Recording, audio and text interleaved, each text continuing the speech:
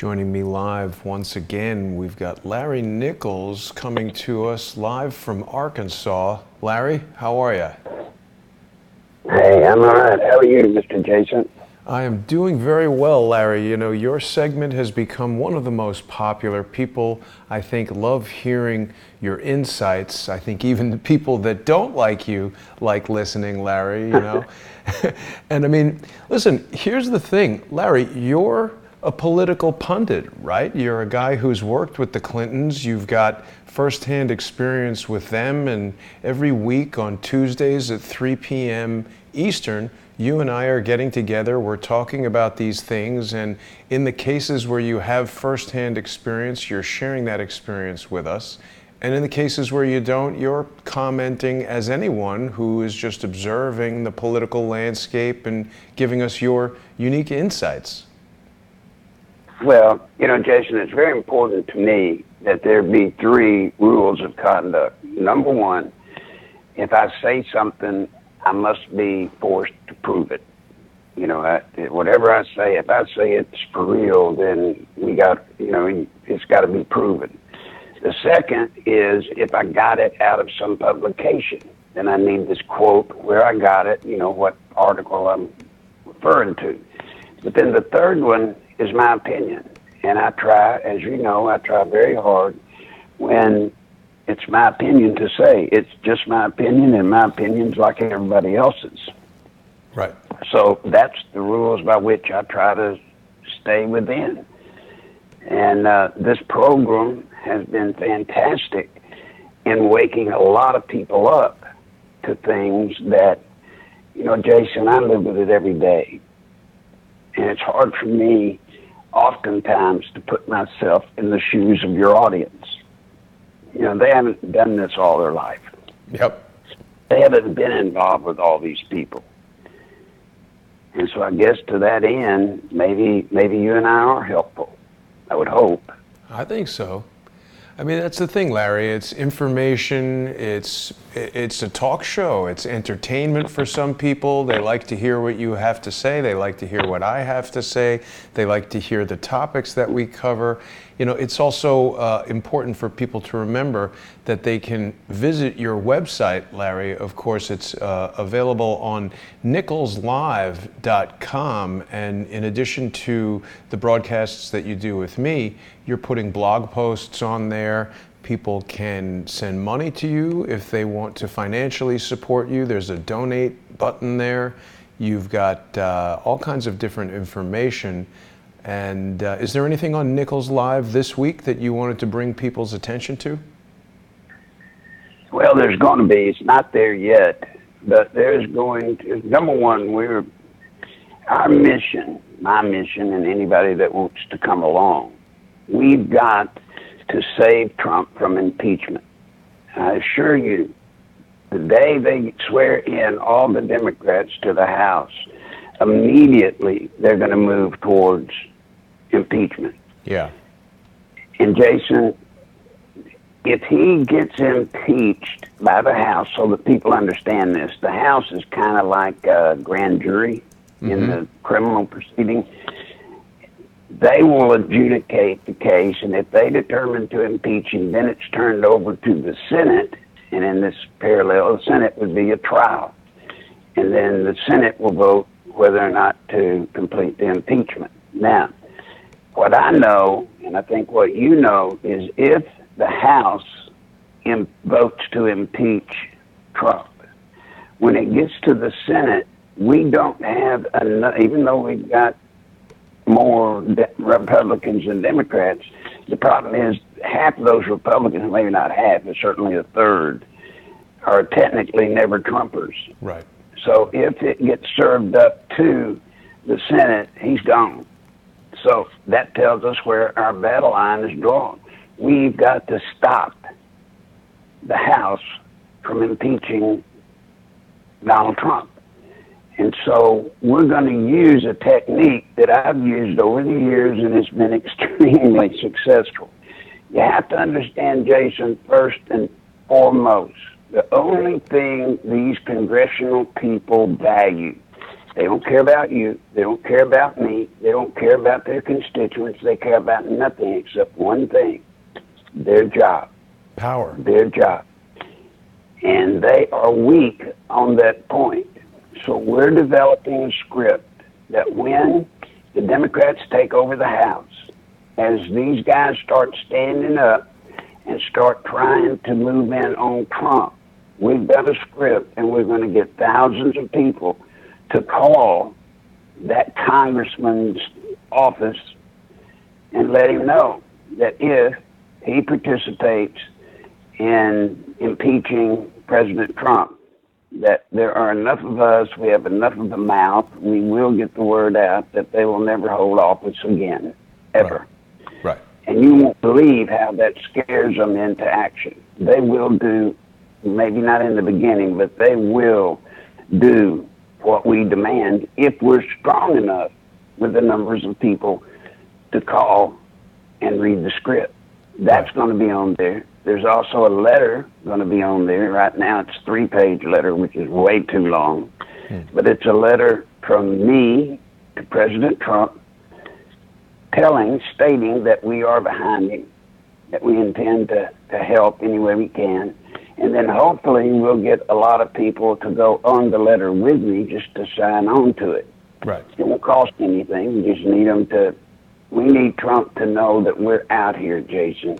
He needs to know that there is this force, this force in middle America, this force of everyday people that have had enough and have finally seen enough to know we've got to fight, and we got to fight now or we're going to lose. Absolutely. We're going to lose. And to clarify, Larry, these scripts that you've got on nicholslive.com, they're basically sort of boilerplate letters that people can use, because a lot of people, you know, when you say, hey, contact your representative, they don't really know what to say or how to formulate the idea. But what you're doing is you're putting together basically a clarified document that allows people to have a basis for reaching out to their representative. And as you said, the larger the audience, the more people who agree, and we can contact these representatives and maybe affect a change. So people who value that from Larry, you know, they should go to nicholslive.com, look at the script, determine if they agree with what Larry is saying, and click on the donate button if you want to support Larry and his efforts to continue doing these types of things. Let me say, Jason, to the people that helped last week, you were lifesavers, and I appreciate you all so much. Thank you for your help. Of course, it's needed every day, so if anybody's out there, certainly I would suggest you help Jason and his network first, but if there's anything left, please, you know, I can use it, because, Jason, you know, we have no income. You don't get paid to fight these people. You don't get a nickel. Matter of fact, it costs. In my case, it's cost everything we have or will ever have. But we got to do it. It's our country. Right. It's viewer supported. That's how it goes. Larry, we've got a growing number. So tell everybody about the scripts. Well, the scripts are not up there yet, folks. We'll get them up, but you need to go and familiarize yourself with that site. It would help. But the script is going to, exactly what Jason said. I've done this so often that you realize people don't know what to say. A lot of people just don't say stuff over the phone very well. Right. So the script is something that's designed so that you dial a number. When they answer, you do exactly what the script says and nothing more. Just read it and then hang up. Yep. You don't have to put any thought into anything. Just read the script. Now, I would say when the script's being used, when we go to using the script, I must ask everybody, do what the script says. Don't go ad-libbing. Don't go freelancing, and I'll tell you why. Number one, at the end of the script, it's going to say, I'm calling because Larry Nichols wanted me to call you, or, you know, told me to call you. There's a reason for that. Number one, most of them know who I am. Most of the older heads certainly know what I did to Bill Clinton in their minds.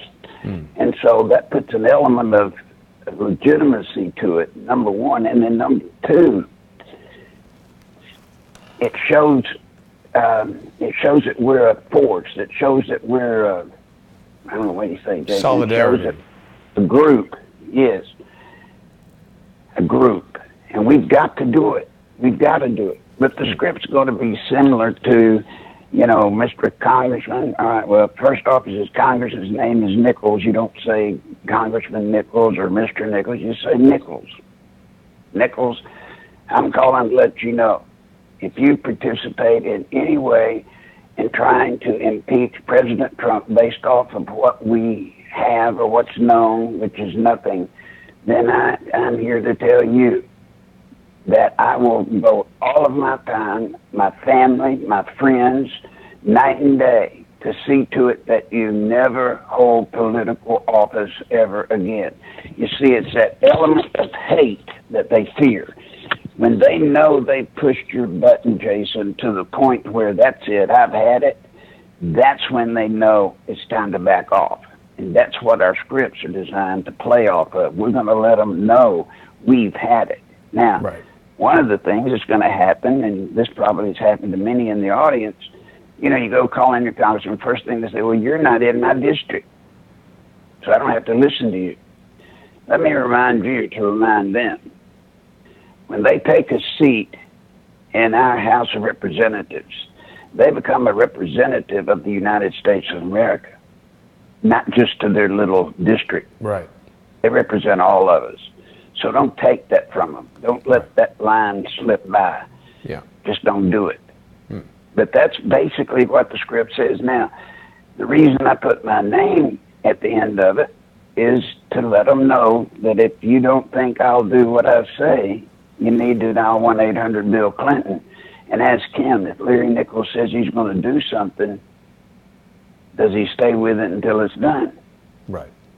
And I assure you, if they call Clinton, Clinton will tell you he's a crazy man, but he will stay the course.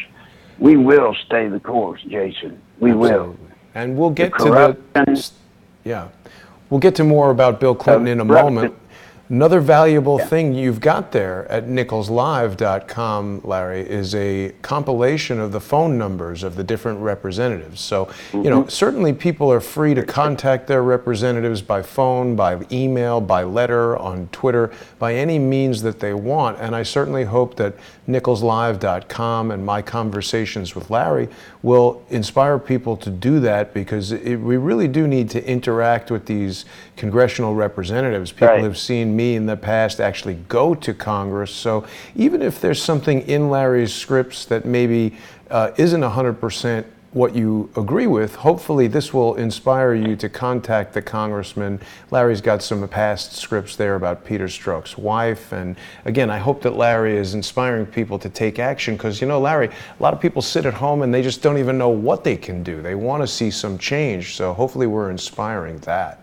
Let's talk a little bit. The main thing, Jason, about all of this is either we all, and I'm talking about you, Mr. and Miss out there in the audience, either we all engage and get busy, or folks, we have lost this country. Think about it, Jason. They've got control of the House. Well, they've got control of our government. They've got control of the FBI. We know that. They've got control of the judicial system. We know that from testimony. I mean, they've got this thing plugged up less for one thing, and that's the presidency and Donald Trump. And that's why they have been so adamant, not trying to stop Trump's agenda. They're trying to get rid of Trump, period. And folks, I want to drop this on you. Whenever they're talking down and getting ugly about Trump, trying to impeach him, you need to mentally do this. They're talking about us. Trump is just the figurehead. They don't want us, Jason, to have anything to do with the way we run this country. They want to control it. Right. They want a committee that controls everything. Absolutely. So there.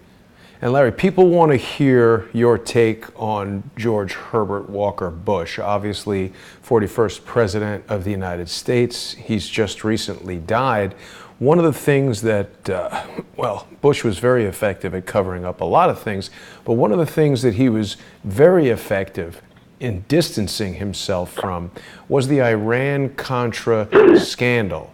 Now, that is linked to so many different things as far as, you know, Bush, when he was part of the CIA and before he became vice president under Ronald Reagan, arranged to send weapons to Iran for their war in Iraq. Everybody clearly knows what's going on in Iraq under George Bush's son. And a lot of people don't know the details of Iran Contra and the things that went on in Mena, Arkansas. Why don't you give us a little brief history of that and tell us what, if anything, you know from a firsthand perspective about these allegations of George H.W. Bush and your former employer, Bill Clinton, bringing cocaine into the United States through Mena Airport.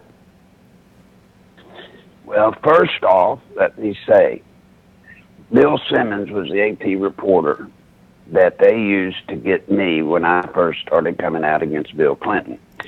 Bill Simmons got my phone records from up at the Arkansas Development Finance Authority. He got them somehow. He wasn't supposed to, but he got them. And he called me, and he called several people because there was a phone number on there that was called repeatedly, but he couldn't figure out why. He called that number, and it was a direct line to Vice President Bush. Bush was very involved in the Iran Contra situation. The cocaine, that came from a book by Terry Reid called Compromise. And yes, he writes about me, not very pretty, but he writes. The thing about Compromise was, it was stating that Bush and Clinton were together in bringing this cocaine into the country. Now, Jason, I have no way of knowing if that was true, or if it's proven. I know Terry and I talked about it quite a lot. One of the flaws in Terry's book is he told that they met Bush and Clinton and what's his name? Good Lord, I can't think of his name. Barry Seal? The bond broker. No, the bond broker. Stevens. Lassiter, Dan Lassiter. Oh, Dan Lassiter. He said that Lassiter, Clinton, and Bush met at these underground bunkers at the Jacksonville Air Force Base. Well, folks, I've crawled every inch of that base over the years. There are no bunkers, none that meet the criteria he laid out. The other thing is, as he described the fat lady, the plane Barry Seal used, there was one flaw there. He described Barry Seal flying a C-130. Well, now, guys, a C-130 has a counterpart. It's called a C-123. Pretty much from the outside, you would think they're the same. But on the inside, the cabin configuration's all different. I've been on it, was on it several times. So when I look at those two mistakes, I get worried. Now, here's the truth. The truth is, there was $100 million a month. I had the records, I had the proof of it, and put it out. That was coming in from Barry Seal into Arkansas to be transshipped to wherever else in the country. But what people don't know is that there were two other strips like Mena. One was in Texas, right at the Texas-Oklahoma-Arkansas border, sort of. And then the other was in Oklahoma, right on the Arkansas-Texas-Oklahoma border. Now, although the three did not do the same exact work of, renewing the different aircraft, giving them new serials, etc., but they were all interconnected. So there was really three Menas, not one. And it was a thriving business. Now, the question that I've always had, how could Barry Seal be bringing that kind of tonnage of cocaine into this country and George H.W. Bush not know about it? It's almost inconceivable that he would not have been made aware of it. Now you say, well, but it may have been that Reagan was president. At that time, President Reagan had been shot. He was losing some of his mental capacity. So there was a period of about 8 to 12, 15 months where George H.W. Bush actually was a little bit bigger than just being vice president. Because Reagan was basically out of capacity. Right. There's very little chance. You see, when the planes would come in from Nicaragua, after they would take down supplies, either hard or soft rice, whichever. Now, what that means is soft rice was humanitarian aid, food, etc. Hard rice is when we were shipping in guns and ammunition. When they would come and land either at New Orleans or they landed in Florida, in New Orleans, it was the Flying Tigers. That was the transport company. In Florida, the one most people have heard of is called Southern Air. When they would land, after taking a load to the Contras, the DEA, when they saw those aircraft come in, or when they saw SEAL come in, they'd say, well, leave it alone, that's CIA. And so they wouldn't check it, they wouldn't inspect it. And that's the gold mine Barry SEAL hit. He saw it, he saw its potential, and he used it, oh Lord. Now, you tell me, if you were Vice President of the United States of America, and if you were actually serving at a little bit higher level than normal, tell me, Jason, how you could see Vice President Bush not knowing anything about it. Well, I think Vice President Bush knew a lot of things about a lot of things that we don't know about, and you've just touched on some of them. So let's talk about this for a minute, Larry, because a lot of people might not realize that George Bush was pretty tight with Richard Nixon. There's a lot of photographs of the two of them together over the course of many years, and Richard Nixon, of course, was the vice president under Dwight Eisenhower. Nixon controlled a group within the CIA called Operation 40, which was a team of 40 elite assassins that went around the world conducting extrajudicial assassinations at the behest of the president and essentially the vice president in Richard Nixon.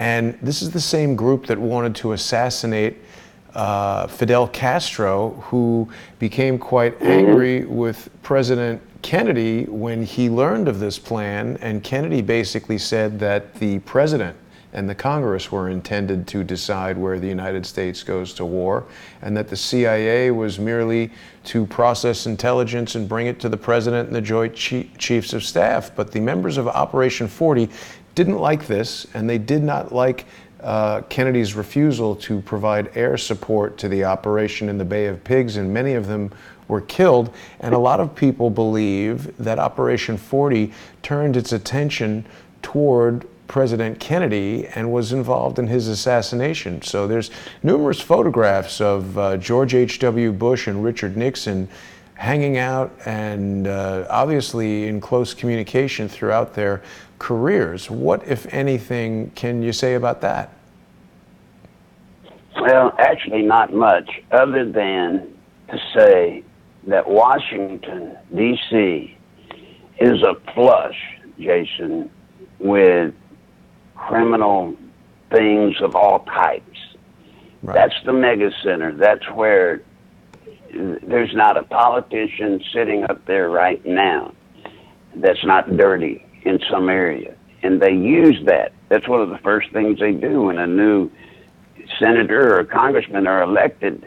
You go into orientation acclamation, which I conducted several times. And in that orientation acclamation, you get how the cow eats cabbage, and you learn the rules of the road. And the rules of the road do not involve the people of America. Right. It just doesn't. The only time we are important is when it comes election time. Yeah, yeah. But there's one other link I have no doubt that there would have been, well, I have no doubt that what you just said would be reasonably true, because you had Henry Kissinger. I mean, you know, Dr. Death, as we called him inside the system, you know, whatever Dr. Death dealt with, buddy, I mean... That's Kissinger, Dr. He had Death. He had no problem at all eliminating somebody that wouldn't play to the tune they wanted. And of no course, problem at all. he's the architect of the petrodollar system that remains in place today, that I think is a serious problem for international relations and U.S. foreign policy. Larry, there's one other picture I'm showing the audience right now that's another link between the Bush family and Richard Nixon. It's a photograph of Prescott Bush putting a hat on a very young Richard Nixon's head. This picture was taken in the 1930s, I believe, 1937 or something like that. And it shows a third individual in the background who is believed to be Jack Ruby.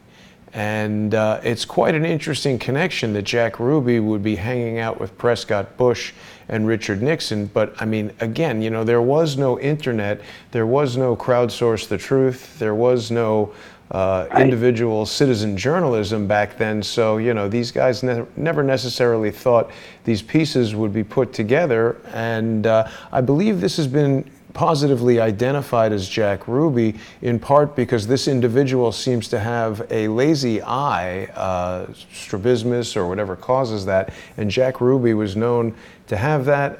Richard Nixon also famously jumped up while watching Ruby kill Lee Harvey Oswald on television and said, "Hey, I know that guy." So there's all these strange connections between the Bush family, Richard Nixon, people who were involved in the assassination of President John F. Kennedy. Many people have also seen the photograph that I've shown that depicts an individual who looks remarkably like George H.W. Bush standing outside the Dow Tex building in Dealey Plaza on November 22nd, 1963. It's a remarkable photograph. I'm sure you've seen it, Larry. Yeah, I can't vouch for its authenticity, but I can tell you this much, because this was before my time. But the assassination of John F. Kennedy changed our country forever. Yeah. You see, for the first time, they literally assassinated a president right in front of the nation, and they got by with it. That's the thing. It wasn't the killing the president. Of course, that's bad, but that wasn't the thing that changed Washington. It was the fact that they proved once and for all to themselves that, you know what, if we can kill the president of the United States right in front of everybody and then make it go away, you know, come up with all these crazy things. Yeah. They're not afraid of anybody now. Right. They can That's do whatever when they it want. all changed. That's right. They had proof that they could do out of Washington, D.C., anything they wanted, and if it came to push and shove, they could pull enough strings, whoever it would be, and they could get it covered up, and the American people would just go to sleep and let it go by. Right. That was huge, huge. And we're seeing it today, Jason. Today we're seeing it. Well, it's like any operation, Larry. I mean, if you start out as a little kid, very skilled at finger painting, perhaps as you grow older, that comes to, you know, more sophisticated mediums, oil painting, and eventually you become a master craftsman. We've got Thomas Tyson in the comments asking Larry, what about John Hull's operation in Costa Rica at the Nicaraguan border during the same time that Iran Contra was going on? Do you know anything about that? Oh, yeah, I stayed on his plantation several times. Whenever you were getting chased over there, if you could make it to the border, Costa Rica, you could get on Hall's property and you were safe. And we spent a lot of time safe housing there. But I never saw with him any direct connection to any of the people I was with, which would have been the directorate of the Contras, Alfredo Cesar, any of them. I never saw any connection there. But there seemed to be a real connection from John Hall to the CIA and the United States, and he did pretty much whatever they wanted done, whatever we needed done. That portion of Nicaragua that you had to leave to get to Costa Rica, that was controlled by the Mosquito Indians. And guys, they were a vicious, vicious guerrilla fighting force. I mean, I loved them, but that's a tough place. And so you had the Mosquito Indians that would keep the Sandinos off of you. And then when you got to Hall's Ranch, you were safe, home free. And I don't think to this day there was ever even one sniper shot that hurt anybody in Hall's property. I mean, when you got there, it was done. Now, how can that be? I don't know. And by the way, he had signed pictures of George Bush. Hall did. That he proudly displayed. Yeah, John Hall did.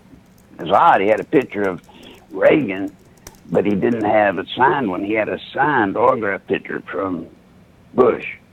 And Jason, let me say this to everybody. I'm not trying to besmirch President Bush's image at all. Okay, I'm just telling you this is the way it works in Washington. This is why we're in the shape we're in. Most any and everybody there, they're into something, up to something, knee deep in something.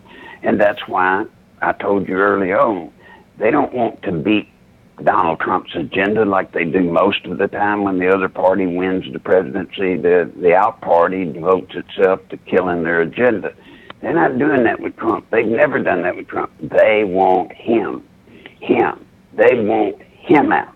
Right. I've never seen it. Let me take you back to John Hull, because this is interesting. He's got all these signed pictures with George H.W. Bush, and he's got a photograph of Ronald Reagan, but it's not signed. Is it fair for us to draw from that he's personal friends with George H.W. Bush, and maybe hasn't personally met Ronald Reagan? He seems much closer to Poppy Bush, H.W. Bush. Jason, I can't tell you. The only thing I can say with a certain amount of, now here again, this is borderlines my opinion, but I think it's a fairly safe opinion. I think everything he dealt with having to do with this country and having to do with the war in Nicaragua and I think that was all run through Bush. It was not run through Reagan. It was in the beginning. Right. So it seems very much like Nicaragua won. Seems very much like probably a CIA type of operation. We know that H.W. Bush has a long-standing record of dealing with the CIA. We know that he was close to Richard Nixon, who was running this CIA assassin operation called Operation 40, and now here you are personally being on this guy John Hull's ranch in Costa Rica, which seems to be remarkably well protected, while the CIA is trying to assist the Contras in their war against the Sandinistas, something that very clearly was not a war declared by Congress, but rather a secret war funded by black operations, black money, cocaine smuggling, very probably through Mena Airport in Arkansas with the assistance of Bill Clinton, potentially behind the back of Ronald Reagan. I wonder, did this photo that John Hull didn't have Reagan's signature, did it have a target on Ronald Reagan? No, no, it was just kind of like one of those pictures you see that they pass out at a speaking engagement. I mean, it was nothing. This is a press photo, basically. I don't even know why I remember it, but that just sticks out in his big office complex thing. That's just what sticks out. Now, there was one thing that I must tell y'all. We were in a situation where the members of Congress who were already, not funding us, but they allowed us to raise the money privately, and that's what General Jack Singlod did. And we ended up with a case where we had to get some hard rice. Hard rice, that's weapons. The shipment and everything was approved. It left out, and this is why I'm a little bit bitter at George H.W. Bush.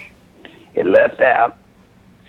We get word that the aircraft has landed and has dropped off the hard rice.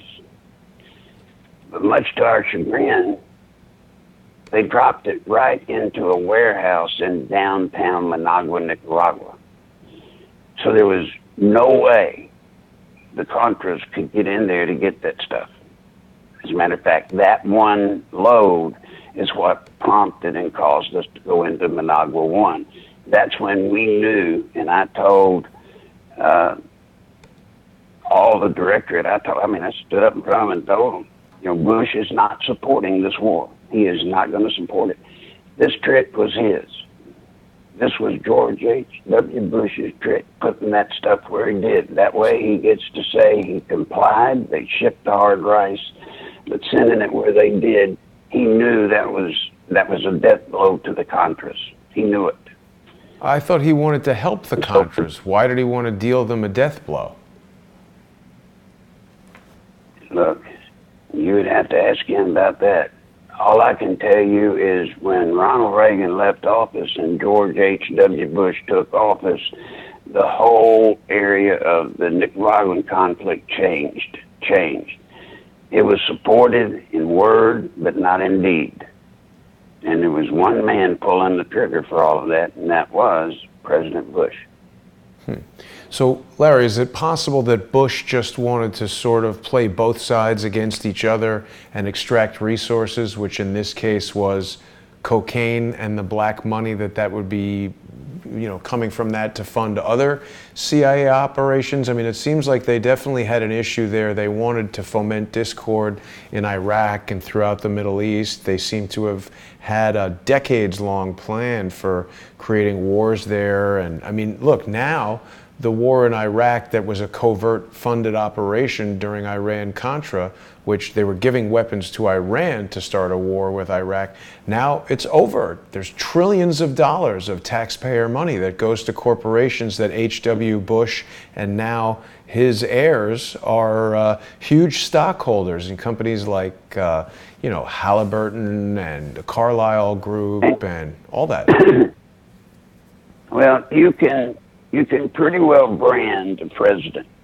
For example, Bill Clinton, he was all about cocaine. So if you go back to the Clinton years as president, what were the stories about most of the time? The big stories about cocaine. And women. He was coming in here, Lassiter, Barry Seal, women, Barry Seal, you name it, if that was what it was about. Now, when you get to Bush, George W. Bush, what was his background? Oil. So, consequently, here you've got a president with a many-year background with buddies in the oil business. What do? You go to war in Iraq. A non-essential war. We didn't need to be there. He didn't do anything on 9/11. But it did free up the oil fields, the second or third largest oil fields in the world, right there. So you see it just, and then when you get to Obama, what was Obama? Obama was, what do you call it, an activist, you know, black activist kind of thing. What did he foment? That's all he did. That's what he did all the time. So you can pretty well identify a president and his M.O. by knowing the background. I think that George H.W. Bush, however, is a particularly sinister character that needs a lot of scrutiny, because all of this stuff that's going on in the news right now, proclaiming that he's a war hero and a great guy, I think is absolute fallacy. I think he is the one guy who has run the through line from prior to the assassination of JFK up through 9/11, up to today, where they're trying to destroy the presidency of Donald Trump. And I say this because we know that John F. Kennedy wanted to end the oil depletion allowance, which was a tax benefit afforded to Texas oil producers because of the depletion. You know, oil was seen as a diminishing resource, and their money spent in cultivating oil wells and researching geologically where the oil could be gotten was offset by this oil depletion allowance. And when Kennedy wanted to eliminate that, that upset a lot of the supporters of Lyndon Johnson. Furthermore, Kennedy wanted to get away from this system of the Federal Reserve printing Federal Reserve notes, and Kennedy wanted these silver-backed treasury notes. So when we look at what the collective work of the CIA under George Bush, Nixon's presidency, which we know that George Bush and Nixon were friends throughout their lives and close associates throughout their lives, and we also look at the presidency of Lyndon Johnson, well, we had the Vietnam War, and of course there's lots of reports of heroin coming out of Vietnam and the dead bodies of soldiers, which was horrendous, but more black money for CIA operations. And one of the most crucial things that ties back to Dr. Death, who you just mentioned, was the creation of the petrodollar. And what this did was it linked the value of the entire U.S. economy to the ongoing worldwide demand for oil. So I don't think that these wars in the Middle East are simply a matter of, Exxon or whoever wanting to have oil. It's a matter of this is how the hegemony of the U.S. dollar and the U.S. imperialistic activities of going around the world and destroying countries, this is how it's financed, by essentially the dollar being a Ponzi scheme that anybody who challenges it, like Saddam Hussein or Muammar Gaddafi, they get immediately killed. That's right. That's exactly right. And, Jason, that goes on every day. And I know there are people out there listening right now and say, no, it can't be. Let me ask you this. The whole purpose of going to Afghanistan and Iraq supposedly was because of the genocide that he was pulling off, using the gas, to kill the Kurdish village. Right. Kurds. But then, folks, think about it. There's more every day in like Africa and those nations than in a year nearly in the Middle East. But you notice we don't go in there. We don't go into these poor countries that have nothing to offer us. We just don't go. Yeah. We let them suffer through terrible genocide. And look, it's just pick and choose. They pick and choose what behooves and benefits them. The one thing that's strange to me, and this is weird stuff, the minute Clinton took office, well, actually, the minute Bill Clinton left office, was how quick he and Daddy Bush, George H.W. Bush, how quick they become buddies. Connected. Buddies. Yeah. Yeah. Now, folks, these two people don't come from the same world. They don't. And for Bush, as Bill Clinton called him his father, or his surrogate dad or whatever he called it, that don't happen. If you know Bill Clinton, that just does not happen. There was something there. I never pursued it because I didn't have the wherewithal to do it. But you can bet when you're trying to erase the slate and make it clean, you have to deal with what was the circumstance by which when Bill Clinton left office, George H.W. was out of office, how quick they became buddy-buddy and were just basically joined at the hip. Right. And that leads me to believe, since Clinton was involved, and Clinton's involved, Lassiter's involved, when Lassiter's involved, Tyson's involved, et cetera, and so on. That means all those people are interconnected to George H.W. Bush. Right. Well, and it's important to say, Larry, they weren't just buddies. They got involved in the Clinton-Bush Haiti Foundation, which, as Charles Ortel has pointed out, not with speculation, not with weird articles from unknown websites, he's pointed out through IRS documents and filings from the Clinton Foundation itself that this, I can't even call it an organization, according to what Charles has stated, because this was never a legally formed organization. It's one of these sort of shadow enterprises that just money goes in and where it goes, nobody knows. So it does definitely seem like the Bushes, the Clintons, and now the Obamas were formulating a plan for how a person can monetize the presidency and do it in such a way that, I mean, the Clinton Foundation represents the largest money laundering and slush fund financial scam in human history, remains unprosecuted. Yep. So I think it's important that you and I talk about this. This is one of the biggest stories right now. Why is the Clinton Foundation not yet being brought to task? I can tell you why, but it may change. Hillary and Bill amassed a tremendous amount of leverage over Washington, D.C. They've got a list of every person down to the people that take out the garbage, I would imagine. I'm being facetious. Mm-hmm. And they've got dirt on every one of them. On every one of them. That's why all of the politicians that are up there now, they're pliable. That means they got something they hold over them to force them to do what they want. Right. Bill Clinton literally achieved that. He and Hillary. And then, as you know, you don't need me to tell you, when she was running for the Senate, people were scared to death to cross Hillary because they knew she was one day fixing to be president. Right. And anybody that knew anything about Hillary knew she was very vindictive and she didn't forget. Right.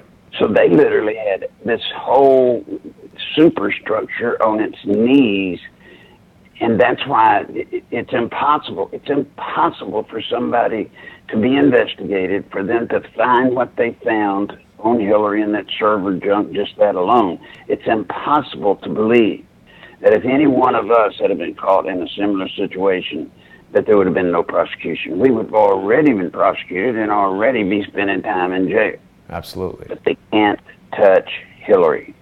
Now, that's why Hillary has to put out, right now, she has to put out that she's running in 2020 in the circles, in certain circles. Mm-hmm. Because if she's not running in 2020, guess what, folks? They lose the power. Now, the good news about having power, when you step on people, that's really fun. You can do it. You can do anything you want. Right. But you better watch out. If you ever lose that power, they'll come down on you like a rock. The reason I bring this up is about the speech in Toronto. Right. Here we have this big arena, and hardly anybody shows up. They even dropped the price of the tickets to $1 a ticket, and they still couldn't get a handful of people to show. Now, that is probably the biggest news article of at least the month with all the stuff that's going on. That's a huge story, because if that story is true, they will go to probably one or two more venues. If they have the same results, they're out of here. Yeah. They're not out of here of their own choosing. They're out of here because the DNC and everybody involved is going to say, uh-oh, they have no power now. Yeah. We got them.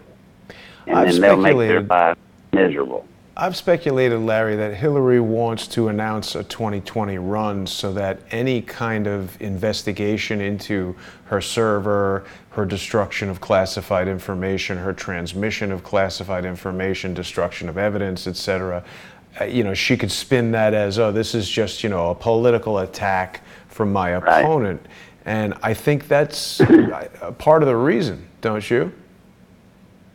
Well, probably, but I think it's more directly having to do with her getting back to our system. Mm-hmm. Our system is one that's based off kill them when they're young. Right. She didn't do that. She was so arrogant when she ran against Obama that she didn't do step number one.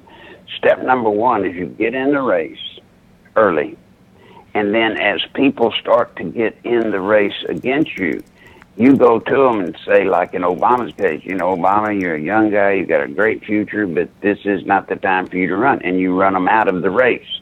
That's what she's going to be doing. If she announces anytime soon, she's going to be doing that so that she can push any competitor that might be serious out of the race before the race gets started. Right. And didn't they try to do that by showing this photo of Obama in African garb? Mm-hmm. And she started, or Sidney Blumenthal or somebody connected to Hillary started this whole birth certificate issue that then now is being used against Donald Trump? This is that massive power of controlling the media and controlling this different law enforcement, etc. When you've got that kind of power, you can do anything you want. But what that Toronto speech did, if you want to put, there's one thing they always laugh about, if you don't want the Clintons around, you're going to put a dagger in their heart like a vampire. They just keep coming back. But this is the one thing that puts an end to the Clinton phenomenon. and that is when they are not relevant. Right. You want to hurt them, make them not relevant. That will put Bill in his early grave. That'll put Hillary to just crawling in her house and never showing her face again. They cannot take not being relevant. And if she doesn't get in the race now or very soon, there's a chance that a lot of the money that she would need to run against Trump or against whomever in the primary, it's going to be gone, because in the early days of a race, you've got a whole bunch of people that get in, and of course they start hitting the street raising money, and you drain the money source. Right. So she's got to protect the money that's out there, and that's what she's going to do. But I'm telling you, Toronto is scary for them. That is scary. They are sweating in their boots right now. It's difficult to find pictures of that on Google. Well, welcome to the Clinton world. They seem to have the ability to control that somehow. And we know that Eric Schmidt of Google was a big supporter of the Clintons, right? Yeah, I mean, look, you just have to know the Clintons and know how they work and the power behind them. But the power behind them isn't them, it's the money and the people that have the money. And as long as Hillary and Bill can keep those people thinking that if they don't help her and she gets elected, she'll put them out of business, because she will. There was a situation, who was it with Microsoft, what's his name? Bill Gates. Bill Gates. When Hillary was running, Gates refused to put any money into Hillary's campaign. Mm-hmm. They send Al Gore to meet with Gates and explain to him how this thing works. When Al Gore left, he had something like $50,000 from Bill Gates. That's how it works. But now, if she's irrelevant, she's not going to be able to muscle these people into the funding. And remember, funding is a double-edged sword. Number one, you get the money, right, for your campaign. But almost as important under our system was, you get the money for your campaign, yes. But more than that, really, you take the money so your opposition can't get any. You know, primaries are won with money. Primaries are won with money. The one that has the most money usually is going to be the one that wins. And if you know the racket, like I do, and you do, I suppose, you know, you learn that all you got to do is get out there and flush that pond of money, get it all your way, then the other people come along and try to get money when there's nothing out there. It's been taken. Right.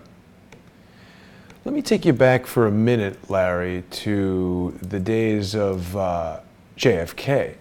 Because, of course, the director of the FBI at that time was J. Edgar Hoover. Now, I think a lot of people who watch Crowdsource the Truth know quite a bit about J. Edgar Hoover, but in his time, he was seen as quite a respectable fellow. He was, you know, famously chasing bank robbers and communists, but posthumously, we've learned quite a bit about this man, that he was, in fact, quite corrupt. And he ruled Washington from secret, or rather in secret, by having, as you've described, dirt on everyone. He seemed to use the FBI resources to spy on everyone, from congresspeople to senators to basically everyone in Washington, D.C., and he was able to control quite a bit. He ruled over the FBI for more than 4 decades, and was quite feared. Now, I don't know if you've had a chance to see this, but just this past Saturday, I had the opportunity to interview Bill Binney, and Bill Binney spoke to me about his time in the NSA, the National Security Agency, and he spoke how the NSA, particularly after 9/11, gained the ability to eavesdrop on every single human utilizing any type of electronic communication, telephone, email, text, certainly Twitter, Facebook, any type of computer or digital or electronic communication is gathered and basically spied upon by the NSA. It's shared with the FBI, and of course we know the person to have the second longest tenure in history as director of the FBI was, of course, Robert Mueller, who's now in charge of this so-called Russia investigation. And there's good reason to believe that Robert Mueller is using these electronic communications to blackmail people and to force people into plea agreements and things like that. What, if anything, can you say about the Clintons' involvement with Robert Mueller and this alleged manipulation of people's private information to entrap them in lies and perjury traps? Well, first off, it started with a thing under Bill Clinton called Project Echelon. And that was a system that had been invented that could monitor like 2 million phone calls at one time. And it would monitor them, and then if a keyword was found on it, it would move it to the next level so that they could research it, etc. That was under Bill Clinton. But the problem was you couldn't do that domestically. So he took Project Echelon, moved it to Canada. Well, when 9/11 occurred, it got moved here through the NSA. I'd still say it's illegal, but they did it. It's done. Bill Clinton was knee-deep in all of that. Wow. He was knee-deep, and he used, believe it or not, Webb Hubble. And the key man with the NSA for Bill Clinton, when they were putting Echelon together and they were doing all of this spying on me and you and everybody else, that was done through a guy named Vince Foster. Wait, say that again. What did Vince Foster have to do with it? Vince Foster was over the Project Echelon, Really? spying on people here. Really? Huh. Yeah, really. You know, Larry, I know you're very busy and don't necessarily watch interviews that I'm doing with other people, but not long ago, I did a roundtable interview with Kevin Shipp, Bill Binney, and John Kiriakou. John was very convinced that Vince Foster had just committed suicide, and the elements of evidence that I was bringing to his attention that seemed to contradict that conclusion, he said I was mistaken and those types of things just happened. What do you think? Was this involvement in Project Echelon a reason that someone might want to kill Vince Foster? It's pure speculation. Vince was involved in so many things that if he ever gave the indication that he was fixing to leave the coop and he might talk, then he would be eliminated. I don't believe for 1 second, now I can't prove anything, but I can't prove this. I don't believe he killed himself. I know where he died. I know they moved the body, and if they went through all that trouble, why didn't they do it if he killed himself? And Vince was not the kind of, although he was a soft person, kind of weak, to be honest, he was not strong enough to kill himself. So he died, but the crime is they moved that body. He did not die at Fort Marcy Park, where they said he did, by that cannon. It's all lies. Yeah. But you see, that's the problem with Washington, D.C. today, Jason. It's all lies.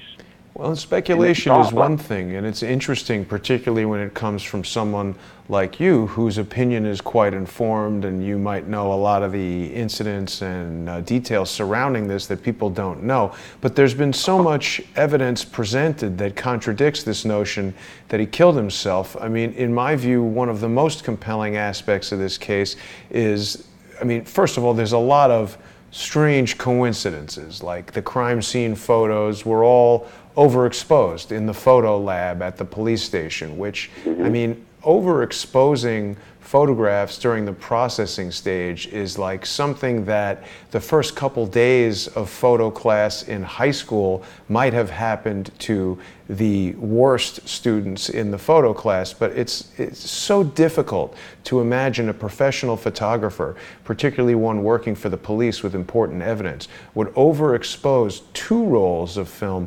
That's very difficult to imagine. But this photo, the one, or there's very few crime scene photos that exist. I believe this is maybe the only one. It's a Polaroid that shows Vince Foster with his thumb through the trigger of a revolver. Now, setting aside for a moment that the revolver was constructed out of 2 different guns. There are serial numbers from 2 different guns on the parts that make up this revolver, which independent investigators have said is the hallmark of a organized crime tactic where they make it more difficult to trace the gun by doing that.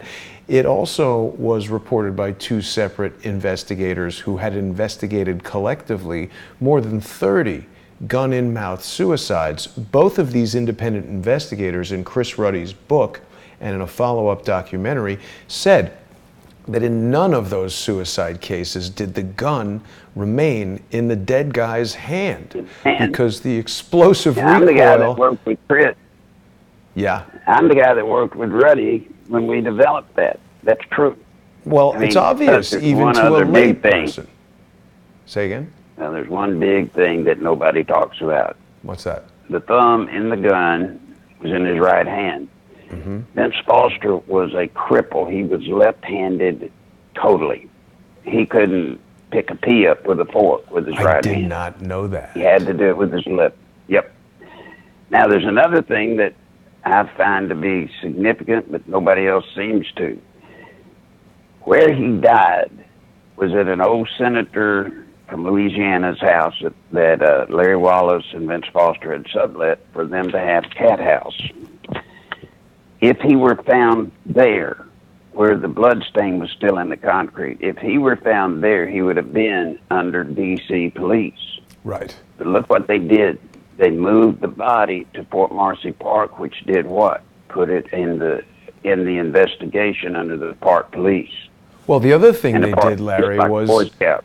But the other thing they did, right, the park police are essentially park rangers. They had no experience investigating homicide, suicide, or anything like that. But of course, after the assassination of JFK, the law changed, and any federal employee who died under suspicious circumstances or was murdered was to be investigated by the FBI. But curiously, for the first time in U.S. history, the night before, or I should say the day before Foster's body was discovered, Bill Clinton fired William Sessions, then director of the FBI, and basically ended that federal investigation. So there's more for us to discuss in terms of Vince Foster in the future. Lots of strange links with George H.W. Bush. Remember also